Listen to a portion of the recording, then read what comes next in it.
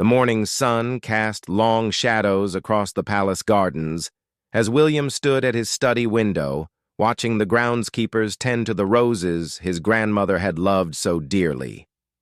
3 months had passed since Queen Elizabeth's funeral, yet the weight of her absence still pressed heavily on his shoulders. The transition from Duke of Cambridge to Prince of Wales had brought new responsibilities, new titles, and an overwhelming sense of stepping into shoes that felt impossibly large. Kate found him there most mornings now, lost in thought as he gazed out at the grounds. She understood his silence, the way grief moved through him like a slow tide. Her own relationship with the Queen had been different but equally profound. Elizabeth had been the steady presence who guided her through the early years of royal life, offering quiet wisdom and unexpected moments of warmth behind the formal protocols. The children felt it too, though they processed their great-grandmother's death in their own ways. George, now old enough to understand the finality of death, asked difficult questions about duty and legacy that William struggled to answer. Charlotte drew pictures of the Queen surrounded by her beloved corgis, while Louis simply missed the woman who always had time for his stories and sticky hugs. William's grief was complicated by guilt. In the final months of Elizabeth's life, his schedule had been relentless.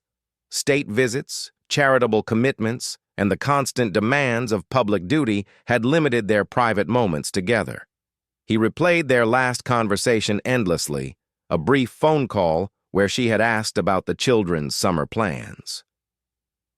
He had promised to bring them for tea the following week, a promise that circumstances had prevented him from keeping. Kate watched her husband carry this burden and felt her heart break for him daily. She knew the man behind the future king, understood how deeply he felt every responsibility, every moment where he feared he had fallen short. The public saw his composure at official events, but she witnessed the sleepless nights and the way his shoulders tensed when anyone mentioned his grandmother's final weeks. The royal household continued its ancient rhythms, but everything felt different now. Staff members who had served the Queen for decades moved through the corridors with a subdued air. The corgis, now rehomed with other family members, had left an echoing absence in rooms that once bustled with their energy. Even the afternoon tea service, once a sacred ritual, felt hollow without Elizabeth's presence to anchor it. William found himself struggling with the expectations placed upon him.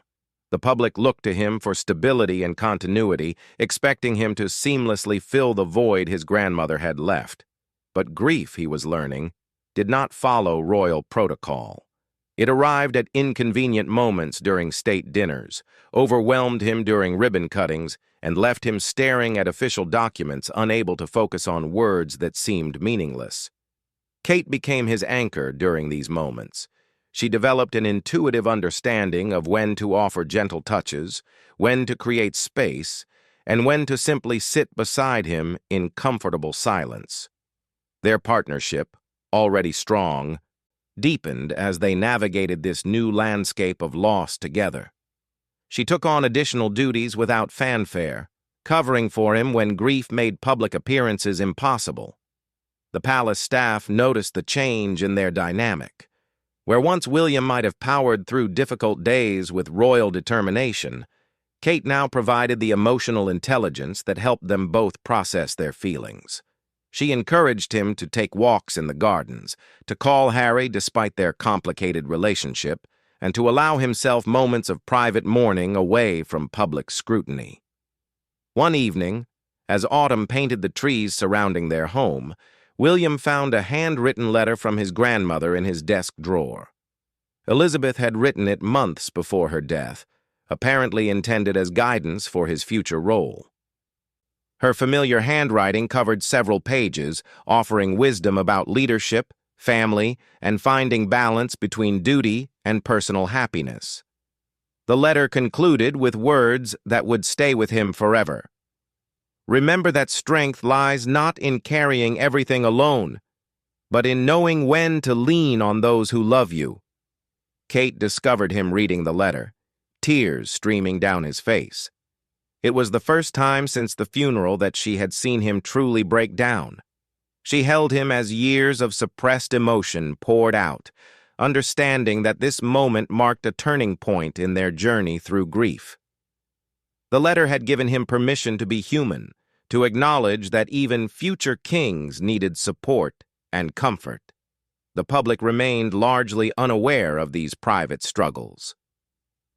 William and Kate continued their royal duties with grace and dedication, but something fundamental had shifted in how they approached their roles. The shadow of loss had taught them that authenticity and vulnerability could coexist with duty and service.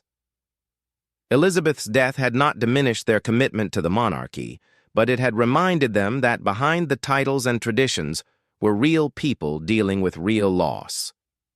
As winter approached, William began to find his footing in his new role. The grief remained, but it had evolved from a crushing weight into something more manageable, a constant companion that reminded him of his grandmother's love and the responsibility he now carried. Kate's steady presence had been the bridge that helped him cross from overwhelming sorrow into purposeful action. Their quiet goodbye to the old life, making space for whatever challenges lay ahead. The new year brought fresh challenges that tested William and Kate's newfound understanding of grief and duty. King Charles, now settled into his reign, expected his heir to take on increasingly significant responsibilities. The coronation planning alone required countless hours of coordination, but William found himself struggling to engage with ceremonies that felt premature when his grandmother's absence remained so raw. Kate noticed how her husband retreated into himself during palace meetings about the coronation. The discussions of ancient traditions and elaborate pageantry seemed to highlight everything they had lost, rather than celebrate what lay ahead. She began attending these sessions with him, offering quiet support and occasionally redirecting conversations when she sensed his emotional reserves running low. The children provided unexpected healing during this period. George, now understanding his place in the line of succession, began asking thoughtful questions about his great-grandmother's life and legacy. His curiosity prompted William to share stories he had never told before, memories that brought Elizabeth back to life in their family conversations. Charlotte's artistic tributes to the Queen evolved into a scrapbook project that the whole family contributed to, creating something beautiful from their collective memories. Louis, in his innocent way, often forgot that the Queen was gone. His casual mentions of wanting to show her his latest drawings or visit her corgis created moments of sharp pain, but also reminded everyone of the joy she had brought to simple family interactions. These instances taught William that grief and happiness could coexist, that remembering someone with love did not require constant sadness. The spring brought their first major overseas tour since Elizabeth's death, a diplomatic mission to Australia that had been planned months in advance. Kate worried about William's readiness for such an intensive schedule, but she also recognized that meaningful work might provide the structure he needed to process his emotions constructively. During the flight to Sydney, William confided his fears about representing the crown without his grandmother's guidance. The Queen had always been available for advice about difficult diplomatic situations or cultural sensitivities. Now, for the first time, he would be navigating complex international relationships entirely on his own judgment. Kate reminded him of the letter Elizabeth had left, particularly her words about trusting his instincts and the excellent preparation he had received. The tour proved to be a turning point in their healing journey.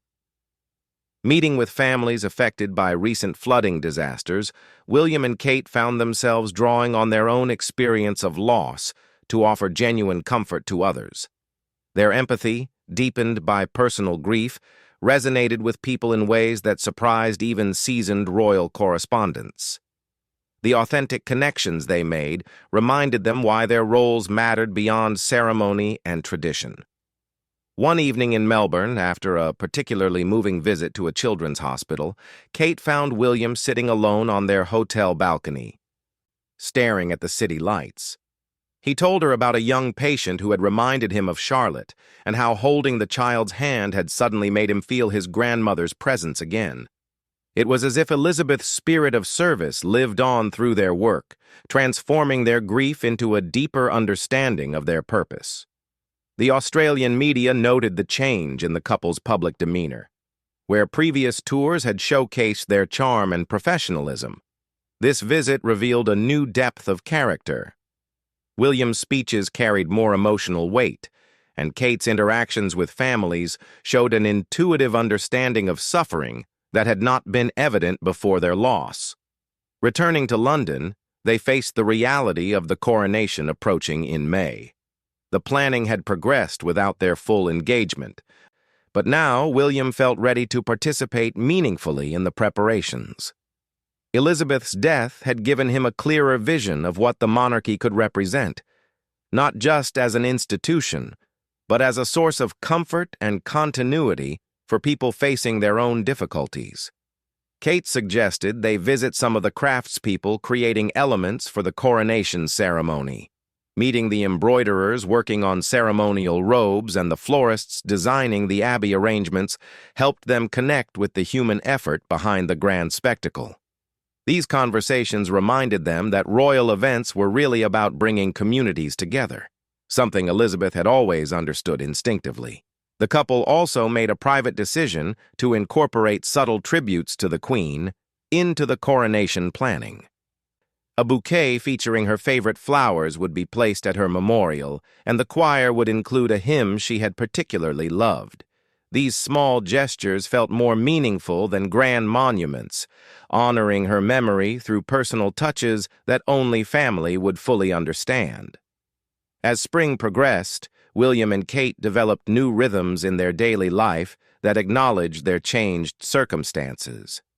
Morning walks in the garden became times for reflection and planning. Evening conversations with the children included regular sharing of memories about their great-grandmother, keeping her presence alive in their family narrative. The approaching coronation no longer felt like a burden to bear, but an opportunity to demonstrate the values Elizabeth had modeled throughout her reign. William began to see the ceremony as a bridge between past and future, honoring tradition while establishing his own vision for royal service. Kate's steady support had helped him transform his grief into purpose, their quiet processing of loss creating space for new growth. Their relationship with each other had also evolved through this period of mourning. The crisis had stripped away any pretense between them, revealing the deep trust and understanding that anchored their partnership. Kate had learned to read William's moods with even greater sensitivity, while he had discovered new appreciation for her emotional wisdom and practical strength. Together, they had navigated the shadow of loss and emerged with a clearer sense of their shared mission. The morning of King Charles's coronation dawned bright and clear, a perfect May day that seemed to carry Elizabeth's blessing. William woke early, not from anxiety, but from a sense of readiness that had been months in the making. Kate found him in their dressing room, holding the letter his grandmother had written, reading her words one final time before the day that would mark their full emergence from the shadow of loss. The ceremony itself unfolded with the ancient majesty that had marked such occasions for centuries, but William and Kate experienced it through the lens of their recent grief journey. Every ritual carried deeper meaning now. Every tradition connected them not just to history, but to the woman who had embodied those customs with such grace. When William knelt before his father to pledge his loyalty, he felt Elizabeth's presence as strongly as if she had been standing beside the throne. Kate watched from her position in Westminster Abbey, surrounded by their children and other family members, as her husband formally accepted his role as heir to the throne. The weight of that moment was not lost on her. 9 months ago, this ceremony would have felt overwhelming, a reminder of the enormous shoes they had to fill. Now it felt like a natural progression, the next chapter in a story that Elizabeth had helped them prepare to write. The public celebrations that followed the coronation, revealed how much William and Kate had changed during their months of private grieving. Their interactions with crowds showed a warmth and authenticity that had been deepened by their experience of loss. When they met families along the processional route, their conversations carried genuine interest and empathy. The couple who had learned to comfort each other through grief now extended that same understanding to others. George, Charlotte, and Louis participated in the day's events with a composure that surprised many observers. Their parents had spent months helping them understand not just the protocols of royal life, but the emotional significance of carrying forward their great-grandmother's legacy. The children's questions about duty and tradition had evolved into a mature understanding of their family's role in providing continuity and service. During the coronation dinner that evening, William gave a speech that many attendees later described as transformative. Instead of focusing solely on his father's achievements or future plans, he spoke about the lessons learned from loss and the strength found in vulnerability. He acknowledged that grief had taught him about the human side of monarchy, the importance of genuine connection over perfect performance. Kate's response to the speech, visible to all the guests, showed the pride and love of a woman who had watched her husband grow through one of the most challenging periods of his life. Her own brief remarks about family and resilience resonated with everyone present, but particularly with those who understood the private journey that had brought them to this moment of public celebration.